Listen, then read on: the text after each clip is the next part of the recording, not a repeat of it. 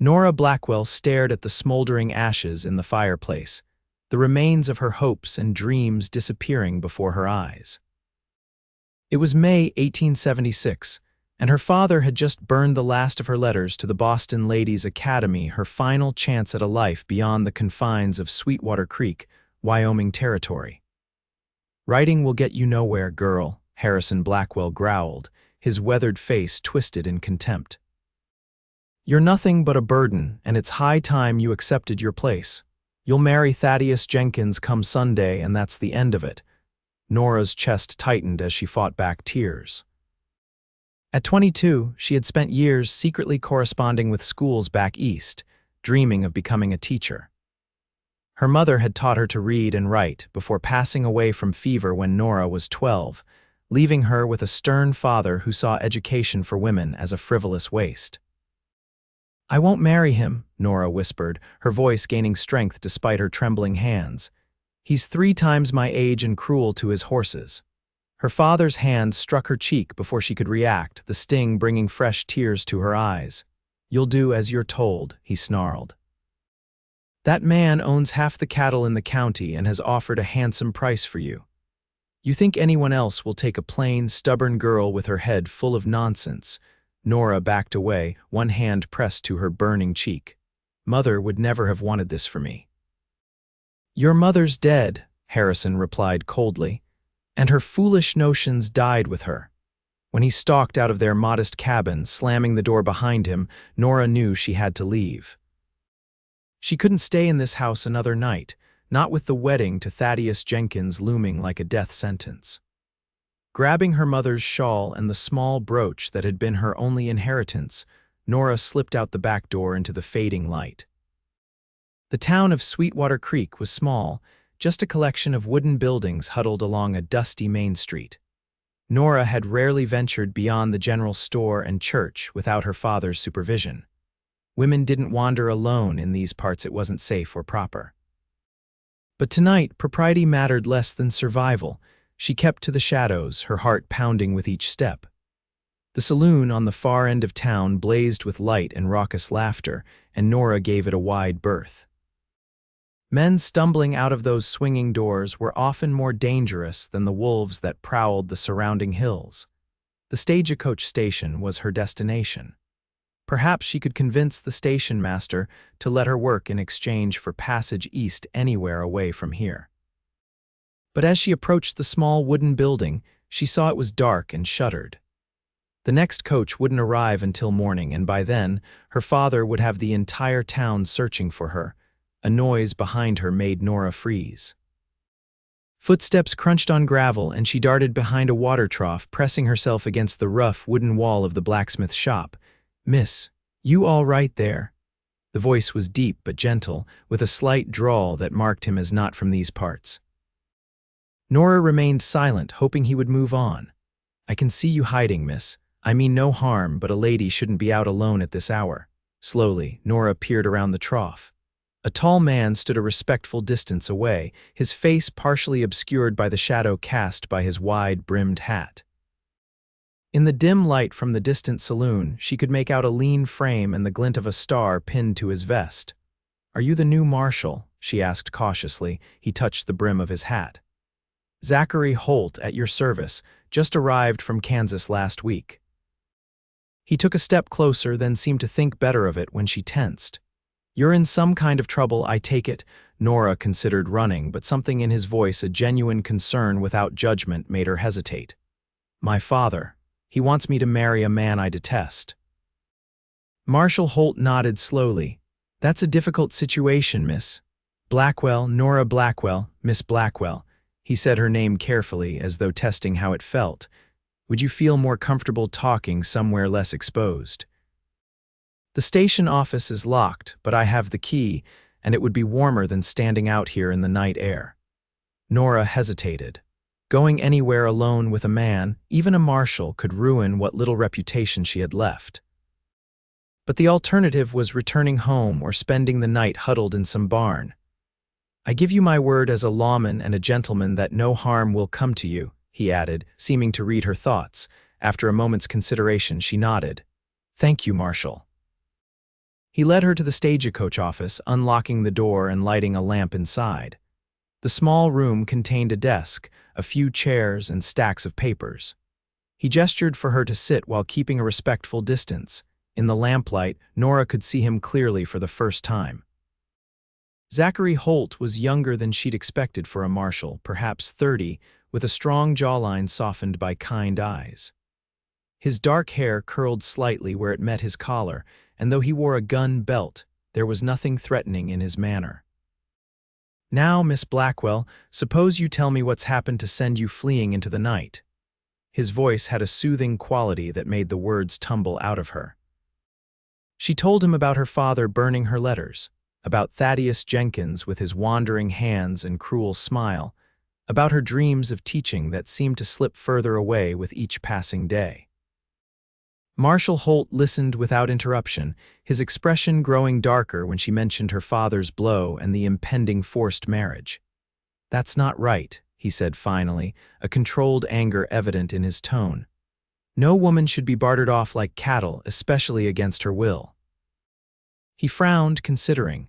"The trouble is, your father hasn't broken any laws. Folks around here would consider it a family matter." "I know," Nora replied miserably. "That's why I have to leave, but I have nowhere to go and no means to get there." Zachary stood, pacing the small room with thoughtful steps. "The morning stage heads to Cheyenne. From there, you could take the train east."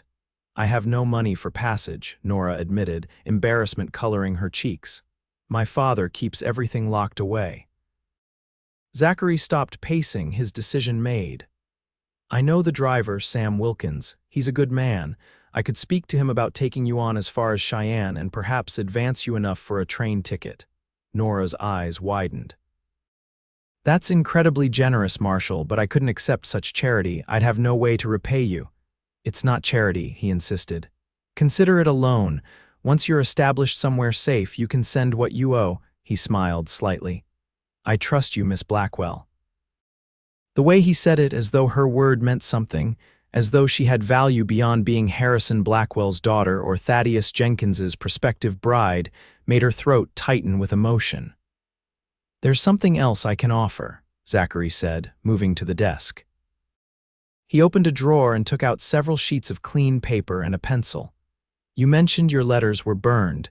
If you'd like to write to that academy again or to anyone who might help you, now's your chance." Nora stared at the paper he placed before her, tears welling in her eyes. Such a simple thing, blank pages waiting for words, yet in that moment, they represented freedom itself. "Why would you help me?" she asked, unable to keep the suspicion from her voice. Men in her experience always wanted something in return. Zachary's expression grew solemn. "I had a sister, Miss Blackwell. She found herself in a situation not unlike yours." His jaw tightened. "I wasn't there to help her when she needed it. I won't make that mistake again." Something in his tone told Nora there was more to that story, a pain he carried close to his heart, but she didn't press. Instead, she picked up the pencil, its weight familiar and comforting in her hand. "Thank you," she whispered. He nodded, moving toward the door. "I'll leave you to your writing. The lamp has enough oil to last the night. I'll return at dawn with some food and to speak with Sam about the stage." "Marshal Holt," Nora called as he reached for the doorknob. When he turned, she met his gaze directly. "My father won't take my leaving lightly. He has friends in town." "It could cause trouble for you." Zachary's mouth curved into a small smile that transformed his serious face. "Trouble and I are old acquaintances, Miss Blackwell. Get some rest if you can." After he left, Nora turned to the blank paper before her. For a moment, she was paralyzed by the possibilities it represented. Then, with a deep breath, she began to write not to the Boston Ladies' Academy, but to her aunt in Denver, her mother's sister, whom she hadn't seen in years. If anyone would help her, it would be Aunt Rebecca. The words flowed freely, her pencil scratching softly in the quiet night. For the first time in years, Nora felt a flicker of hope. Dawn came too quickly. Nora had managed a few hours of restless sleep in the chair, her letter completed and folded carefully in her pocket. When Marshal Holt returned, he brought bread, cheese, and a canteen of water. "Sam will be here within the hour," he informed her, setting the food on the desk. He's agreed to take you to Cheyenne, no questions asked. Nora accepted a piece of bread gratefully. How much do I owe you for the stage fare? Nothing, Zachary replied. Sam owes me a favor from a situation in Dodge City last year. He's happy to clear the debt. Before Nora could respond, shouting erupted outside. She froze, recognizing her father's voice demanding to know if anyone had seen his daughter. Zachary moved to the window, peering through the curtain. Your father has gathered quite a search party, he observed grimly. Including Mr. Jenkins, I presume. Nora's appetite vanished. They'll check every building. The stage won't arrive in time. Then we need another plan, Zachary thought for a moment. My horse is behind the jailhouse. If we can get there unseen, I can take you to the Miller homestead outside town. Widow Miller is a kind woman who's no friend to your father. You could stay there until things quiet down. You'd risk your position as marshal for me, Nora asked incredulously. I took this badge to uphold justice, not force women into unwanted marriages, he replied firmly. Now we need to move quickly. They slipped out the back door of the station office just as heavy footsteps approached the front. Keeping to the narrow space between buildings, Zachary led Nora toward the small jailhouse at the end of the street. They had almost reached it when a voice called out. Marshal, got a minute? Zachary pushed Nora gently into the shadow of a rain barrel. Stay hidden, he whispered before stepping into view. Morning, Peterson, what can I do for you? The shopkeeper who had hailed him glanced around nervously. Harrison Blackwell's girl has gone missing. He's offering $20 to anyone who finds her. That's so, Zachary replied evenly. I'll keep an eye out. Any idea where she might have headed? As Peterson launched into speculation, Nora held her breath, painfully aware of how close discovery was. When the men finally parted ways, Zachary returned to her hiding place. We need to hurry, he urged, helping her to her feet. Behind the jailhouse, a handsome buckskin gelding was tethered to a post. Zachary quickly checked the saddle's cinch before mounting and extending his hand to Nora. Have you ridden before? He asked. Nora nodded, allowing him to pull her up behind him. She settled awkwardly, unsure where to place her hands. You'll need to hold on, Zachary advised, amusement coloring his voice despite the tension of the moment. Hesitantly, Nora placed her hands at his waist, feeling the solid warmth of him through his shirt. As the horse began to move, she was forced to tighten her grip to avoid falling. They kept to the trees that lined the creek, away from the main road where they might be spotted. The morning sun filtered through the leaves, casting dappled shadows across their path.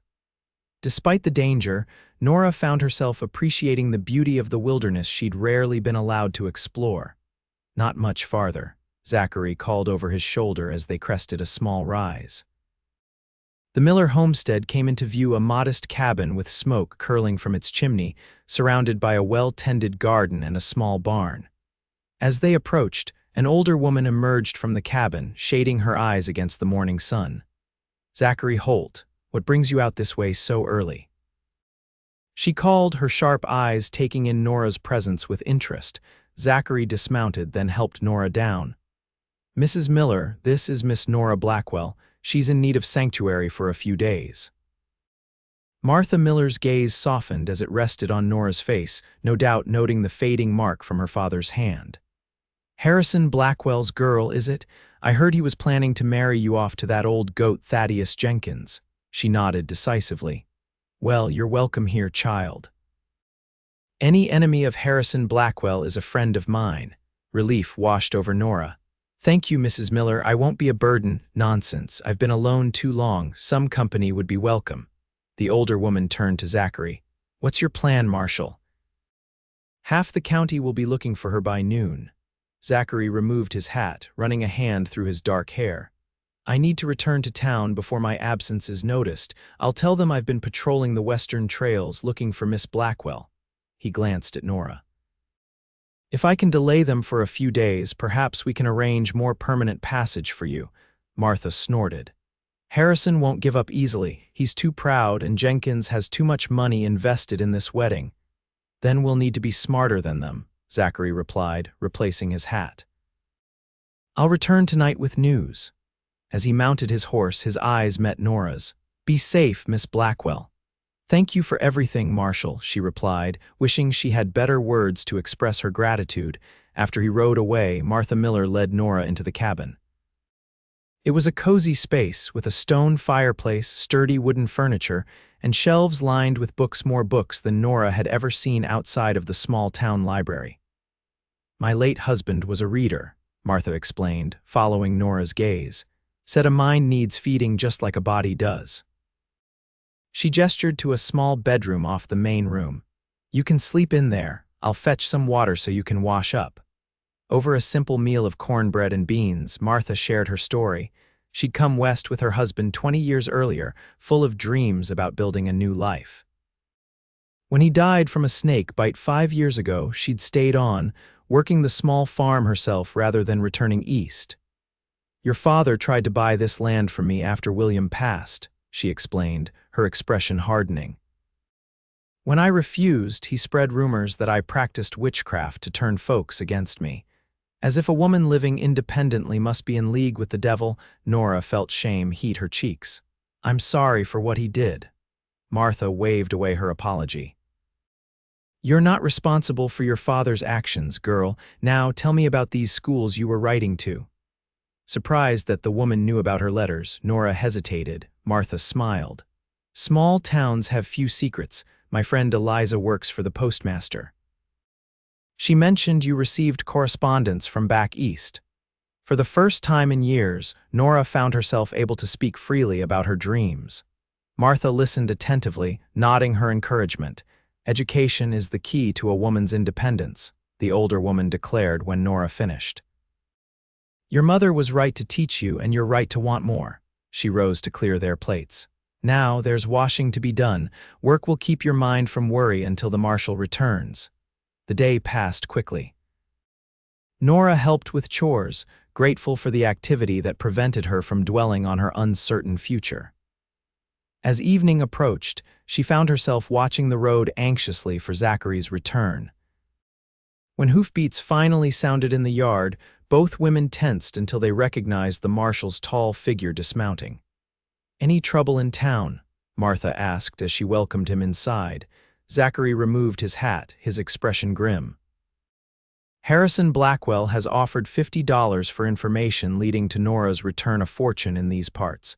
He's convinced someone helped her escape and is threatening anyone he suspects. He glanced at Nora. Jenkins is particularly vengeful, says you've humiliated him by running. Nora shuddered, imagining what punishment such a man would inflict on a disobedient wife. They won't give up, will they? Not anytime soon, Zachary confirmed. I've put it about that you were seen heading north toward the Montana Territory. That should buy us some time, but not much. Martha set a cup of coffee before him.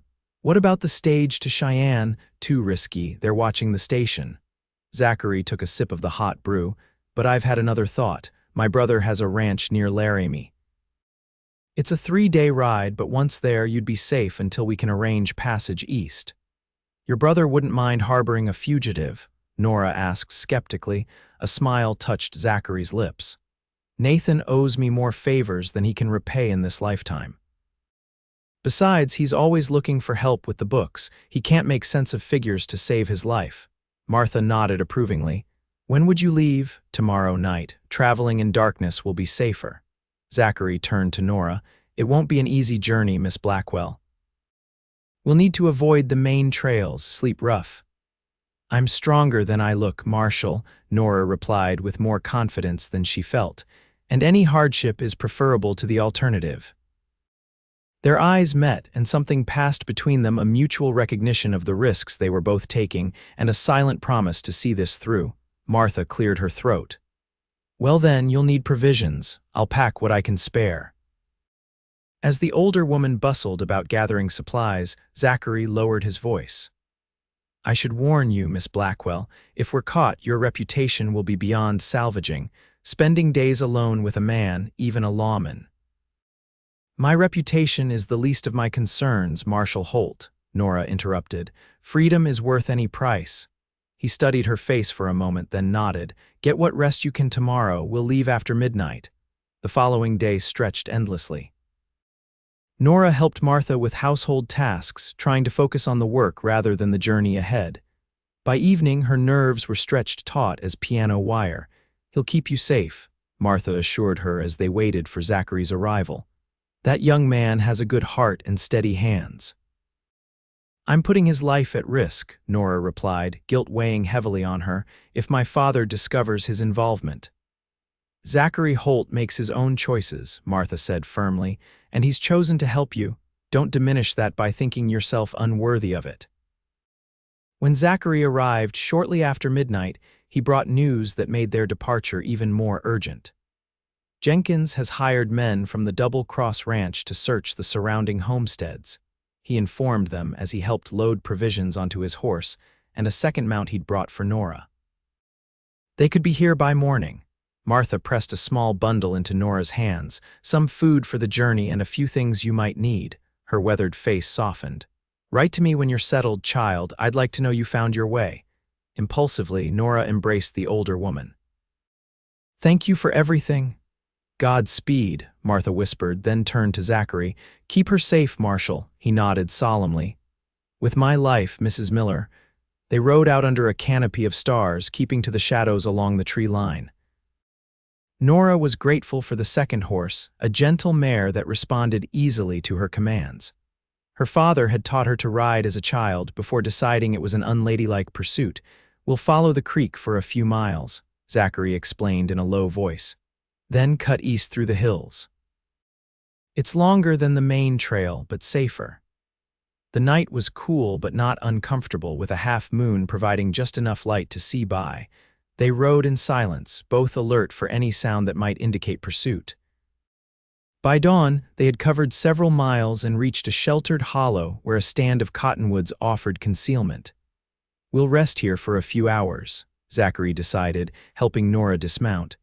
"Best not to travel during daylight until we're further from town." As they settled in the hollow, sharing jerky and hardtack from Martha's provisions, Nora found herself studying Zachary openly for the first time. In the soft morning light, she noticed details she had missed before: a small scar at his temple, the way one corner of his mouth lifted slightly higher than the other when he smiled, the gentle way he treated both horses. "How did you become a marshal?" she asked, curious about the man who had risked so much for a stranger. Zachary finished chewing a piece of jerky before answering. "I was a scout for the army after the war, learned to track, to read sign. When I mustered out, the law seemed a natural fit." He took a drink from his canteen. "I've served in a half-dozen towns across Kansas and Nebraska before coming here." "You mentioned a sister," Nora ventured carefully. "Is she back east?" A shadow crossed his face. "Emma died 7 years ago. She was forced to marry a man who treated her badly. By the time I learned of her situation, it was too late." His hand tightened around the canteen. "That's why I couldn't turn away when you told me about Jenkins. Some mistakes you don't get to make twice." The raw pain in his voice touched something deep inside Nora. On impulse, she reached out, placing her hand over his. "I'm sorry about your sister, and grateful that you were there for me." Their eyes met, and for a moment, something electric passed between them.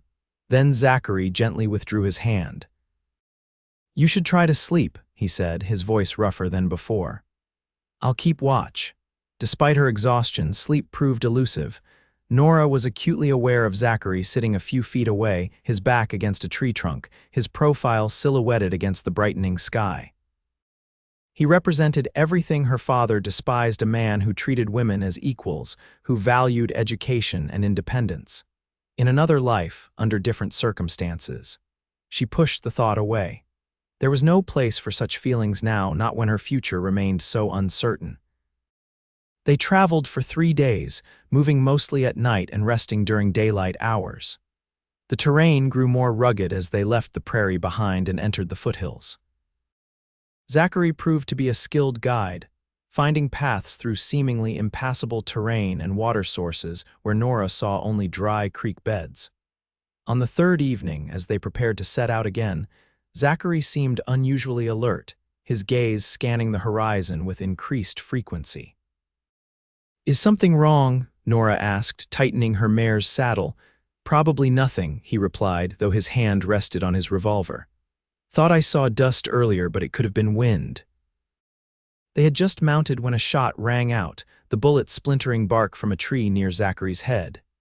He reacted instantly, urging his horse forward while reaching for Nora's reins.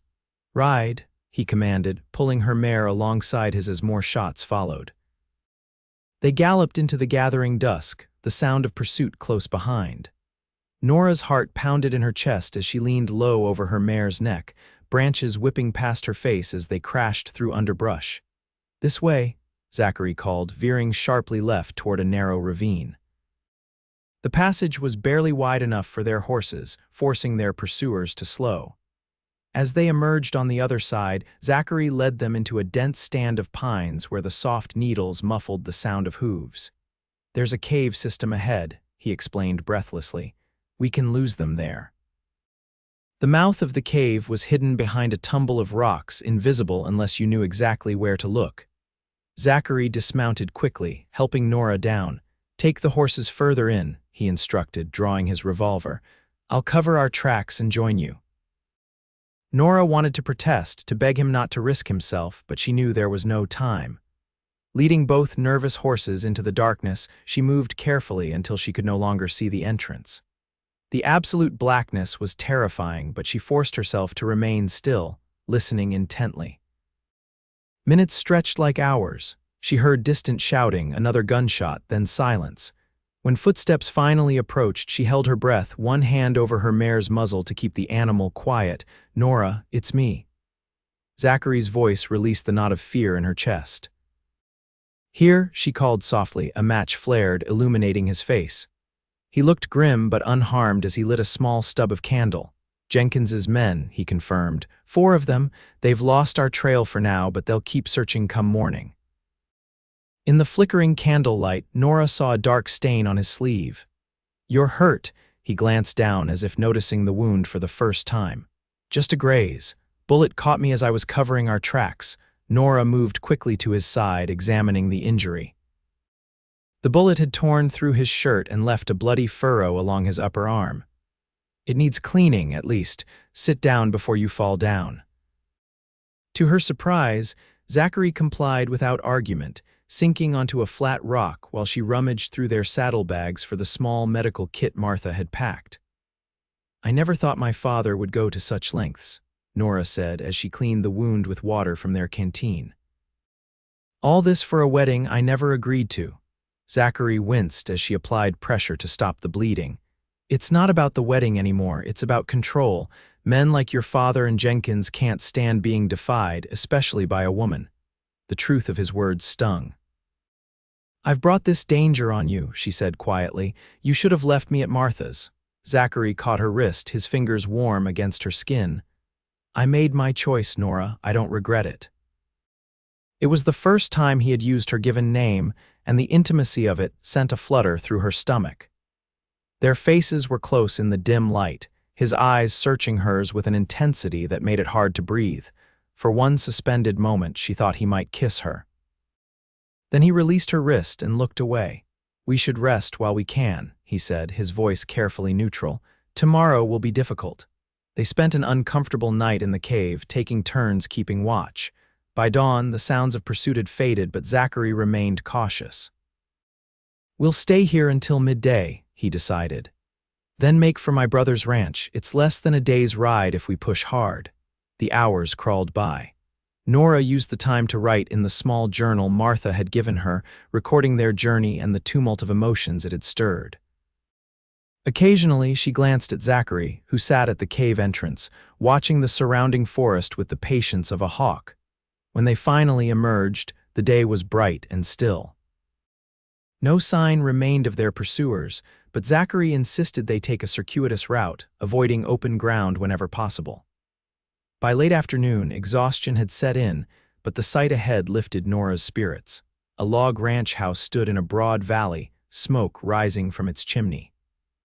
Several outbuildings surrounded it, and a corral held a dozen horses. As they approached, a tall man emerged from the barn, rifle in hand. "That's far enough," he called. Zachary raised his hand in greeting. "It's Zach, Nathan. Put the rifle down before you shoot someone important." The man lowered his weapon, surprise and pleasure replacing suspicion on his face. Well, I'll be damned. Wasn't expecting you for another month. His gaze shifted to Nora. And you've brought company. As they rode into the yard, Nathan Holt's resemblance to his brother became apparent, the same dark hair and strong features, though Nathan's face showed more lines from years in the sun.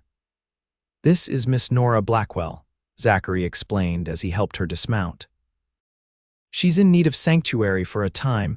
Nathan's eyebrows rose, but he offered Nora a courteous nod. Any friend of my brother's is welcome here, Miss Blackwell. He turned to Zachary. Though I suspect there's more to this story than you're telling. There always is, Zachary replied with a tired smile, but it can wait until we've had food and rest. The interior of the ranch house was surprisingly comfortable, with sturdy furniture, colorful woven rugs, and bookshelves lining one wall. A middle-aged woman with kind eyes and flour-dusted hands greeted them warmly. This is Sarah, my housekeeper and the finest cook in Wyoming Territory, Nathan introduced her. Sarah, we have guests in need of your hospitality. I can see that, she replied, taking in their trail-worn appearance. There's stew on the stove and hot water for washing up. The guest room is made up, and I'll prepare another for the marshal. Over a hearty meal of venison stew and fresh bread, Zachary explained their situation to his brother. Nathan listened without interruption, his expression growing darker when he heard about Harrison Blackwell and Thaddeus Jenkins. So you stole a bride from under Jenkins's nose, he concluded when Zachary finished. No wonder he's after your blood. That man's pride is bigger than his cattle herd. I wasn't his bride, Nora objected, finding her voice. I never agreed to marry him. Nathan inclined his head in acknowledgement. My apologies, Miss Blackwell, you're right, of course. He turned to his brother. What's your plan now? Nora needs passage east, somewhere she can start fresh, Zachary replied. I thought perhaps we could arrange something through your contacts in Laramie. Nathan considered this. The railroad agent owes me a favor. I could secure a ticket to Denver or beyond. He glanced at Nora. Do you have family back east who might take you in? My aunt lives in Denver, Nora answered. I've written to her, but I don't know if she'll receive my letter. Denver's a fair-sized city, Nathan nodded. Easy enough to lose yourself there if need be. After the meal, Sarah showed Nora to a small but comfortable bedroom. The luxury of privacy and a real bed after days on the trail was overwhelming. When Sarah returned with hot water for washing, Nora nearly wept with gratitude. The marshal's a good man, Sarah commented as she laid out a clean nightgown and robe. One of the best I've known. Yes, he is, Nora agreed softly. I owe him everything. Sarah studied her face with shrewd eyes. More than gratitude there, if I'm not mistaken. Nora felt heat rise to her cheeks. It's not, we're not. No need to explain to me, dear, Sarah patted her hand. The heart knows what it wants, even when the head isn't ready to admit it.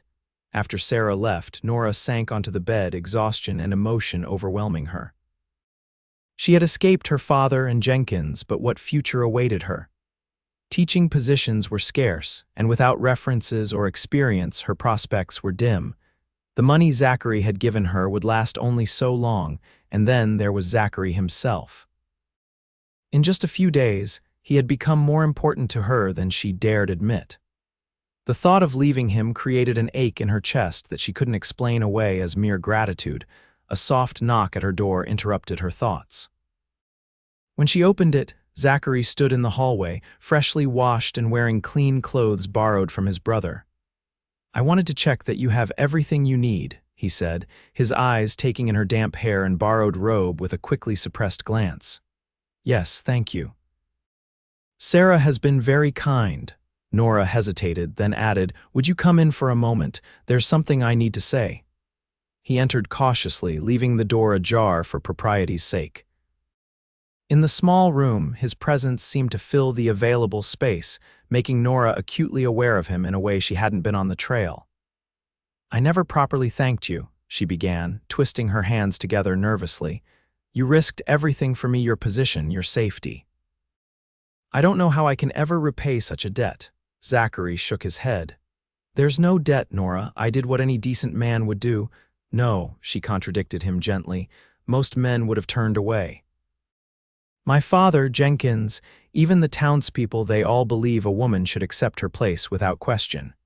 She met his eyes directly. You're the first person besides my mother who ever gave me the means to speak my own truth. Something in his expression softened. Everyone deserves that chance, especially someone with your courage and intelligence. The sincerity in his voice made her brave. When I leave for Denver, will you write to me? Surprise flickered across his face, followed by something deeper, more complicated. If that's what you want. It is, she affirmed. Very much. He took a step closer, close enough that she could see the flecks of gold in his brown eyes. Nora, a commotion outside interrupted whatever he had been about to say. Shouts and the sound of horses arriving at speed drew them both to the window. Riders, Zachary said grimly, reaching for the gun he'd left on Nathan's sideboard. At least 6 of them. Nora's heart sank. Jenkins's men, stay here, he ordered, moving toward the door. Lock it behind me. Before she could protest, he was gone.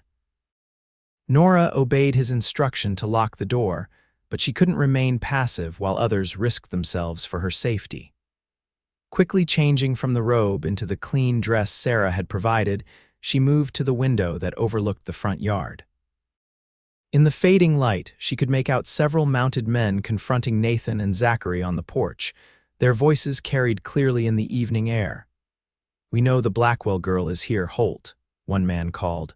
Jenkins is offering $100 for her return, no questions asked. And if I refuse, Zachary's voice was steady, unintimidated, then we take her anyway and you get carried out feet first. The threat hung in the air like gunsmoke. Nora couldn't see Zachary's face, but she could imagine his expression, that quiet determination that had carried them through days of danger. This is private property, Nathan spoke up. You're trespassing, Ridley. Take your men and ride out while you still can, the leader Ridley laughed. 6 guns against 2, I like those odds. Count again, came a new voice, and Nora saw 3 ranch hands emerge from the barn behind the riders, rifles raised, the standoff stretched taut as a bowstring. Nora held her breath, knowing that at any moment violence could erupt. These men wouldn't hesitate to kill for $100. Making a sudden decision, she unlocked her door and hurried down the hallway. If blood was to be shed, it wouldn't be on her account. As she reached the front door, Sarah tried to intercept her. Miss Blackwell, you shouldn't. I have to, Nora replied, her voice steady despite her racing heart. I won't have anyone else hurt because of me. Before Sarah could stop her, Nora stepped onto the porch. All eyes turned to her, the sudden silence more threatening than the shouting had been.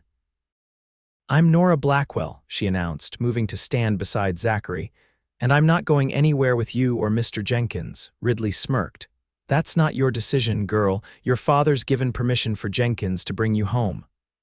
My father doesn't own me, Nora replied, lifting her chin. And neither does Thaddeus Jenkins. I'm 22 years old, a free woman, and I choose my own path. Pretty speech, Ridley sneered, but it doesn't change the fact that you're coming with us. Zachary's hand moved to the small of Nora's back, a silent gesture of support. The lady has made her position clear, Ridley. I suggest you respect it. Ridley's face darkened. You've overstepped, Marshal. Interfering with a family matter could cost you that badge. If upholding a woman's right to choose her own husband costs me my badge, then it's a price I'm willing to pay, Zachary replied evenly. Nathan shifted beside them, his rifle never wavering. You're outnumbered and outgunned, Ridley. Even if you started shooting, you wouldn't leave this ranch alive. Is $100 worth dying for? Uncertainty flickered across Ridley's face as he assessed the situation. His men looked equally uneasy, hands hovering near their weapons but not quite committed to drawing. Jenkins won't be happy, he finally said, a grudging acknowledgement of defeat. Jenkins's happiness is not my concern, Zachary replied. Now ride out and tell him that if he or Harrison Blackwell come near Miss Blackwell again, they'll answer to me. With a final glare, Ridley signaled to his men. They wheeled their horses and rode away, dust billowing in their wake. As the tension ebbed, Nora's knees threatened to buckle. Zachary's arm came around her waist, steadying her. That was incredibly brave, he murmured. and incredibly foolish. "I couldn't let you fight my battles forever," she replied, her voice barely above a whisper. His eyes searched hers, something unspoken passing between them. Then Nathan cleared his throat, breaking the moment. "I believe this calls for a drink," he declared, ushering them back inside. That night, sleep eluded Nora. The confrontation with Ridley had made clear that she wouldn't find peace in Laramie any more than in Sweetwater Creek. As long as she remained in Wyoming Territory, her father and Jenkins would pursue her. By morning, she had reached a decision. At breakfast, she announced her intention to leave for Denver immediately. "The next eastbound train isn't for 3 days," Nathan pointed out. "Then I'll wait in Laramie," Nora insisted. "My presence puts your ranch at risk." Zachary, who had been unusually quiet, set down his coffee cup. "I'll escort you to Laramie and see you safely on that train." The ride to Laramie took most of the day. They traveled in companionable silence, each lost in their own thoughts. The town was larger than Sweetwater Creek, with proper streets, a hotel, and several businesses clustered around the railroad station. "We'll get you a room at the hotel," Zachary decided as they stabled their horses. "It's respectable and the owner is a friend. You'll be safe there until the train." The Wyoming House Hotel was a 2-story building with clean, if simple, accommodations. After securing a room for Nora, Zachary accompanied her to a nearby mercantile to purchase necessities for her journey. "Choose whatever you need," he insisted, pressing money into her hand when she protested. "Consider it an investment in your future." The shopkeeper's wife helped Nora select appropriate traveling clothes and a small valise. As they browsed the store's offerings, Nora found herself drawn to a display of writing paper and pens. "You still wish to pursue teaching?" Zachary asked, noticing her interest. "Yes," Nora replied without hesitation. "It's all I've ever wanted." He nodded thoughtfully. "Then you should have proper tools for your trade." He selected a leather-bound journal, a fountain pen, and several packets of quality paper. "Every teacher needs these." The simple gift, chosen with such care for her dreams, touched Nora deeply. "Thank you," she said, her voice thick with emotion. That evening, they dined in the hotel's small restaurant. Zachary had telegraphed ahead to Nora's aunt in Denver, confirming that she would welcome her niece. The response had been immediate and enthusiastic, easing one of Nora's concerns about her future. "Rebecca says she can help you find a teaching position," Zachary reported. Apparently, Denver is establishing several new schools and seeking qualified instructors. "I'm hardly qualified," Nora reminded him. "I have no formal training." "But you have knowledge and passion," he countered. "Sometimes that's worth more than certificates." As they finished their meal, an awkwardness settled between them. In 3 days, Nora would board a train for Denver, and Zachary would return to his duties in Sweetwater Creek. The thought of parting created a hollow feeling in her chest. "Will you return to being Marshal?" she asked as they walked upstairs to her room. Zachary shrugged. "For a time, perhaps, though after this I doubt Harrison Blackwell and his friends will make my position easy." They reached her door and Nora turned to face him. "I never meant to complicate your life." "You didn't complicate it," he replied softly. "You enriched it." The sincerity in his eyes made her breath catch. For a moment neither spoke, the silence between them charged with unspoken feelings. "Good night, Nora," he finally said, tipping his hat before turning to leave. "Zachary," she called after him. When he paused, she gathered her courage.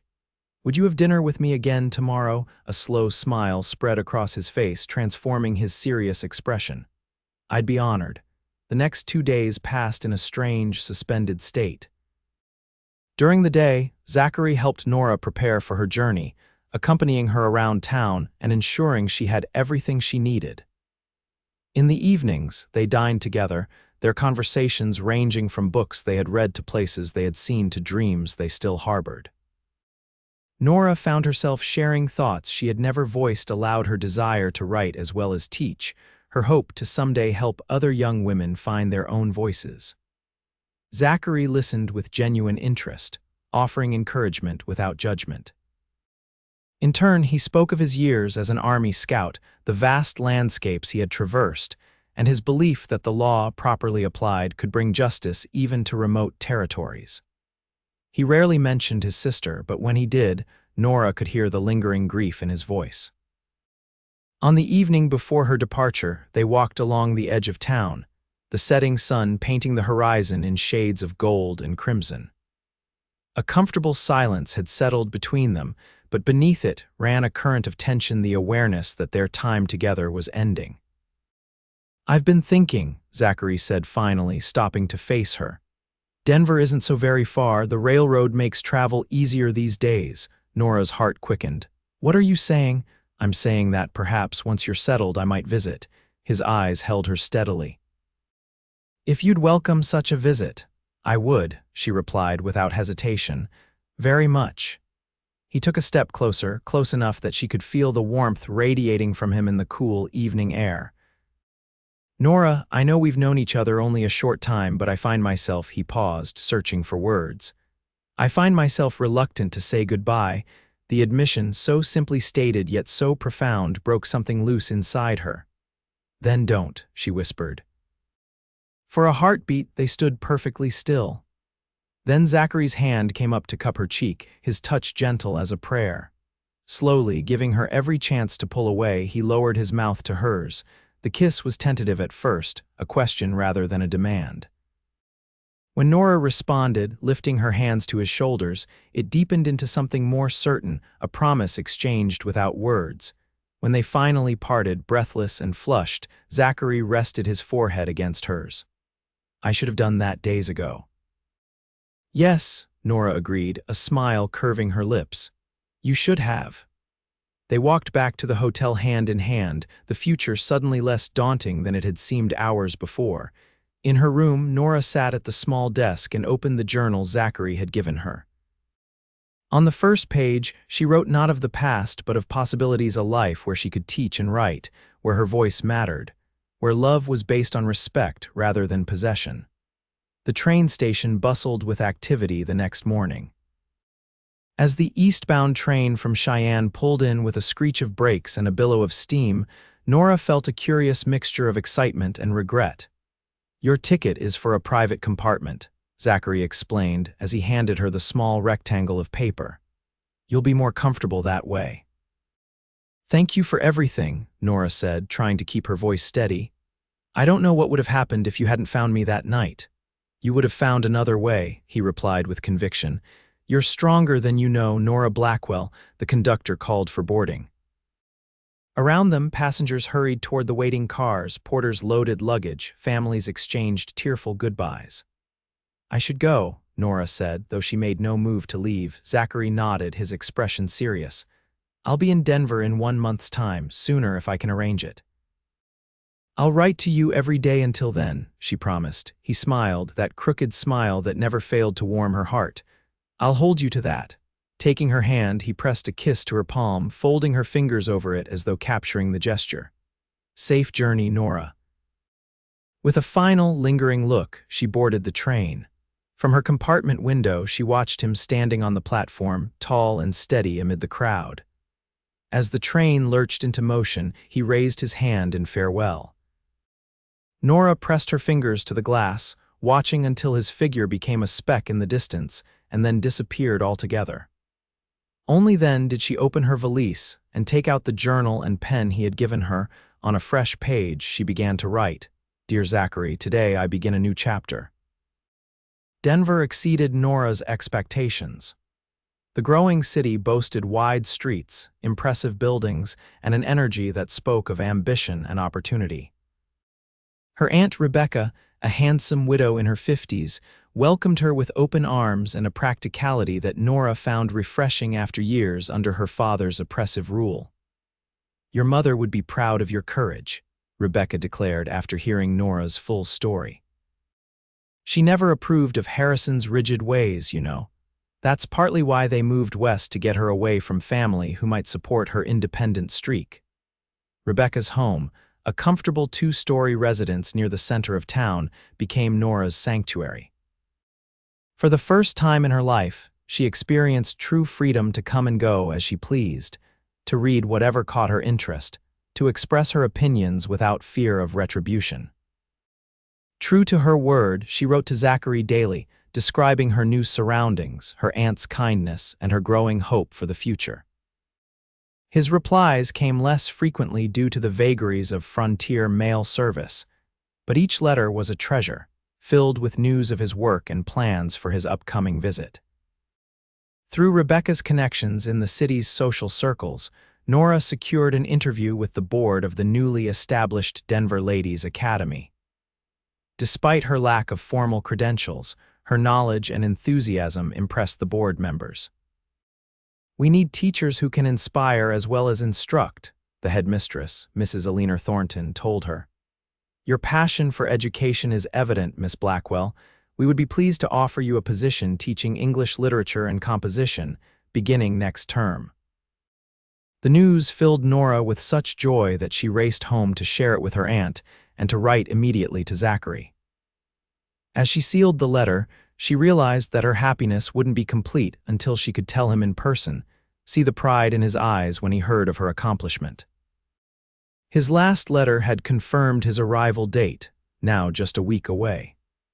Each day seemed to crawl by, her anticipation growing until she found it difficult to concentrate on anything else. "You're quite smitten with this Marshal of yours," Rebecca observed with amusement as Nora tried on yet another dress, seeking the perfect outfit for their reunion. "He's not my Marshal," Nora protested, though her blush belied her words. Rebecca smiled knowingly. "Not yet, perhaps. But I've read between the lines of your story, my dear. That man didn't risk his career and his life for mere gallantry." When the day of Zachary's arrival finally came, Nora could barely contain her nervous energy. She and Rebecca waited at the train station, watching as passengers disembarked from the westbound train from Kansas City. For one terrible moment, Nora feared he hadn't come. Then she saw him, taller than most of the crowd, his familiar hat and the set of his shoulders unmistakable even at a distance. Her heart seemed to stop, then race ahead like a runaway horse.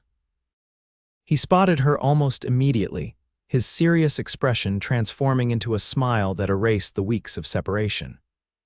In a few long strides, he stood before her, hat in hand, his eyes drinking in the sight of her as though committing every detail to memory. "Nora," he said simply, her name a benediction on his lips. "You came," she replied, unable to find more eloquent words. "Wild horses couldn't have kept me away." His gaze shifted to Rebecca, who watched their reunion with undisguised interest. "You must be Mrs. Taylor. Thank you for welcoming your niece so warmly." Rebecca's assessment of Zachary was swift and approving. "Any man who helped Nora escape that dreadful situation is welcome in my home, Marshal Holt, and please call me Rebecca." The week of Zachary's visit passed in a whirlwind of activity. Rebecca, playing the role of chaperone with a liberal interpretation of the rules, accompanied them to Denver's attractions, the new theater, the city park, elegant restaurants where Nora experienced her first taste of French cuisine. In the evenings, they sat in Rebecca's parlor, sometimes talking until the small hours, sometimes simply enjoying each other's presence. Nora shared her plans for teaching, while Zachary spoke of changes in Sweetwater Creek. "Harrison Blackwell's influence is waning," he reported. "After the story of his treatment of you spread, people began to question his judgment in other matters. And Jenkins has turned his attentions to a widow from Colorado Springs, apparently deciding that a bird in the hand is worth more than one who's flown the coop." "So you're no longer in danger from them?" Nora asked, relief evident in her voice. "Not directly," Zachary confirmed.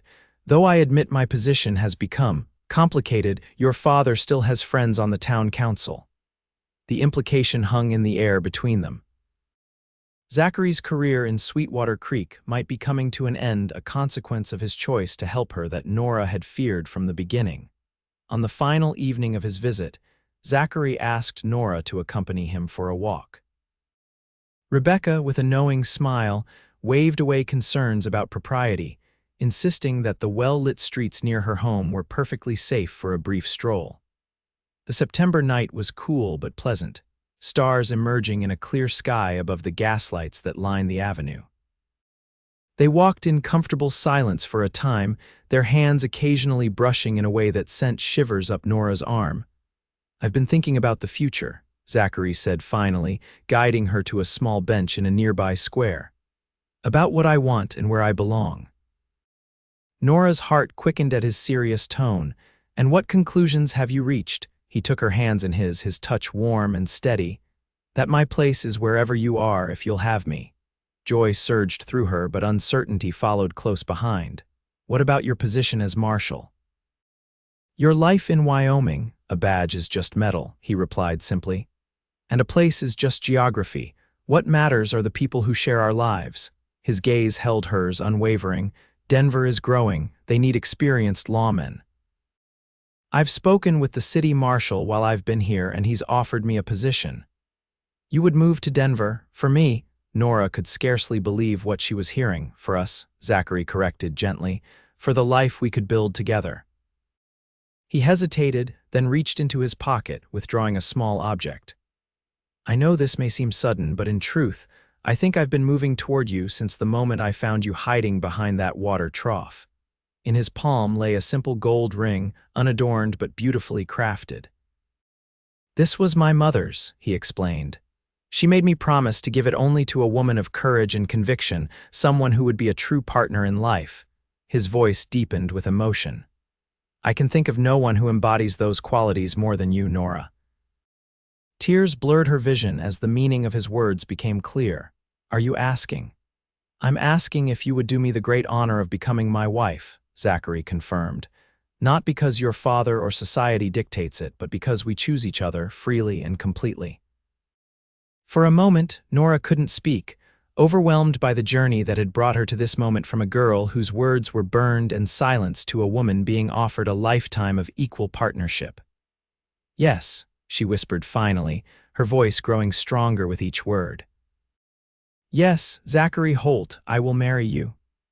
His smile rivaled the stars above them as he slipped the ring onto her finger. Then he drew her close, his kiss a promise of all the days to come. They were married in Denver 3 months later, in a simple ceremony attended by Rebecca, Nathan, and a small circle of new friends. Nora wore a gown of pale blue silk, carrying wildflowers that reminded her of their journey through the Wyoming wilderness. Zachary, handsome in a new suit, looked at her with such love that Rebecca was moved to tears. "Your mother would be so proud," she whispered as she embraced Nora after the ceremony. "You found your voice and your path just as she always hoped you would." The Denver Ladies' Academy welcomed Mrs. Holt as enthusiastically as they had Miss Blackwell, the headmistress declaring that marriage to a respected lawman only enhanced Nora's standing in the community. Zachary's transition to the Denver Marshal's office proved equally smooth, his experience and steady temperament quickly earning him the respect of his new colleagues. They made their home in a modest house not far from Rebecca's, with a study where Nora could write and prepare her lessons, and a small garden that reminded Zachary of the open spaces he had known all his life.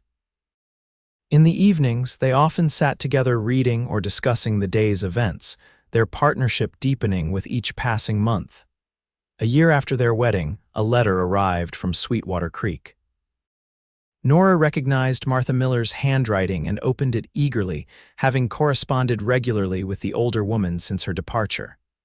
"Your father is failing," Martha wrote without preamble. "Pneumonia, the doctor says, with little hope of recovery. He's been asking for you." Nora read the letter twice, conflicting emotions washing over her. The girl she had been would have rejoiced at Harrison Blackwell's suffering. The woman she had become could not. "I need to go to him," she told Zachary that evening, showing him Martha's letter. "Not for his sake, but for my own. I need to close that chapter properly." Zachary studied her face, understanding in his eyes. "We'll leave tomorrow." The journey back to Wyoming Territory was a stark contrast to Nora's flight nearly 2 years earlier. Traveling openly by train and stagecoach, her husband by her side, she felt none of the fear that had dominated her previous departure. Sweetwater Creek looked smaller than she remembered, the buildings more weathered, the streets narrower. As the stage rolled to a stop before the hotel, Familiar faces turned to stare at the returning prodigal daughter and the former marshal who had helped her escape. Martha greeted them warmly, her shrewd eyes noting Nora's slightly thickened waistline with a knowing smile. "You're blooming, child. Marriage clearly agrees with you." "In every way," Nora confirmed, exchanging a glance with Zachary that spoke volumes. They had only recently confirmed that their family would grow by one come winter. Harrison Blackwell lay in the same cabin where Nora had spent her confined youth, attended now by a neighbor woman who seemed relieved at their arrival. The man in the bed bore little resemblance to the towering figure of Nora's memory. Illness had ravaged him, leaving his face gaunt and his once powerful frame wasted. His eyes, however, still burned with the same intensity as they fixed on Nora. "So you came back," he rasped. "Yes, father." She moved to his bedside, Zachary a solid presence behind her. "Didn't think you would." A coughing fit seized him, and Nora waited patiently until it passed. "Thought you'd forgotten this place." "I could never forget," she replied honestly. "This was my home for 22 years. Harrison's gaze shifted to Zachary, recognition and a flicker of old anger crossing his face. "You married the lawman who stole you away." "No one stole me," Nora corrected gently. "I chose to leave, and later I chose to marry Zachary." She took her husband's hand, drawing strength from his presence. "We're happy, father. I'm teaching at an academy in Denver, just as I always dreamed."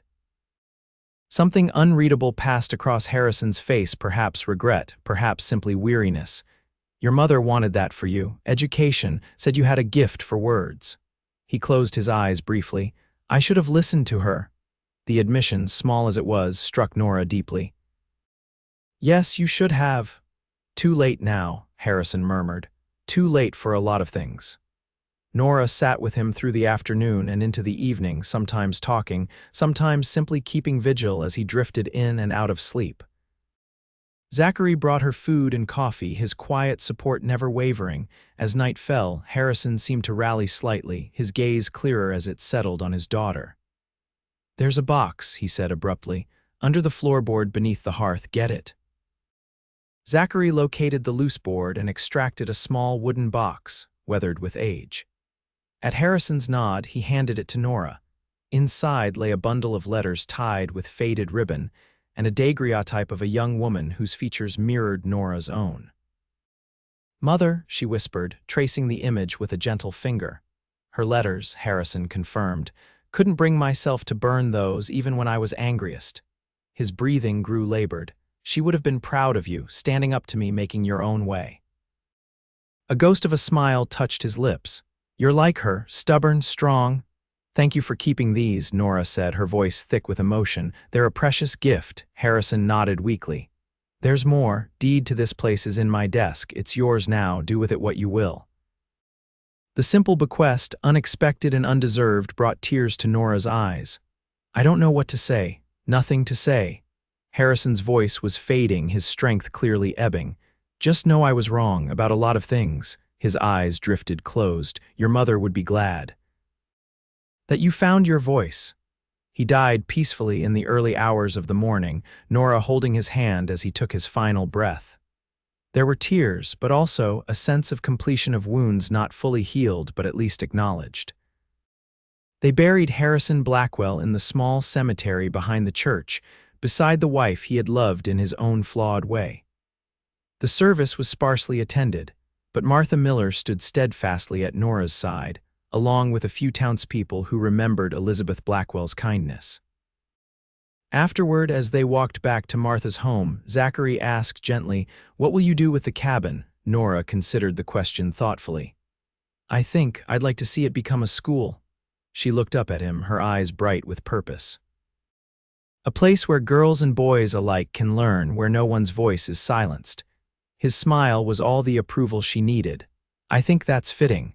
A place of confinement transformed into one of opportunity." "We'll need a teacher," Martha observed, having overheard their conversation. "Someone with vision and commitment." "Do you have anyone in mind?" Nora asked, an idea already forming. Martha's eyes twinkled. "I might be persuaded if the terms are right. I taught school back east before I married William, you know." The details were settled over the next few days. Martha would establish a small school in the renovated cabin, with funds from the sale of Harrison's cattle providing for initial expenses. Nora promised to send books and supplies from Denver, and to return in the summer to help with the more extensive renovations needed to create a proper classroom. On their final evening in Sweetwater Creek, Nora and Zachary walked to the spot where they had first met the water trough behind the blacksmith's shop, where a frightened young woman had hidden from pursuit. "It feels like a lifetime ago," Nora mused, looking up at the same stars that had witnessed their first encounter. "In many ways it was," Zachary replied, his arm around her waist, a protective gesture that had nothing to do with possession and everything to do with partnership. "We've both changed since that night." Nora leaned into his embrace, feeling the slight roundness of her belly where their child grew. "For the better, I think, undoubtedly." He pressed a kiss to her temple. "Are you ready to go home?" The word home resonated deeply. Not a place defined by geography or ownership, but by the people who shared it, the love that filled it, the voices that were heard within its walls. "Yes," Nora answered, her hand finding his. "I'm ready." As they walked back toward town, she thought of the journey that had brought her here from a girl whose father burned her letters and called her nothing, to a woman who had found her voice, her purpose, and a love based on respect and equality. And it had begun with a simple act of kindness.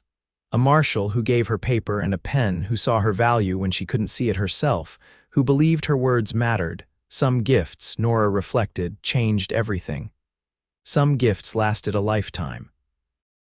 And some gifts, like the child growing beneath her heart, like the school that would rise from her father's cabin, like the stories she would continue to write, would echo long after she was gone, ensuring that other voices would be heard, other dreams fulfilled.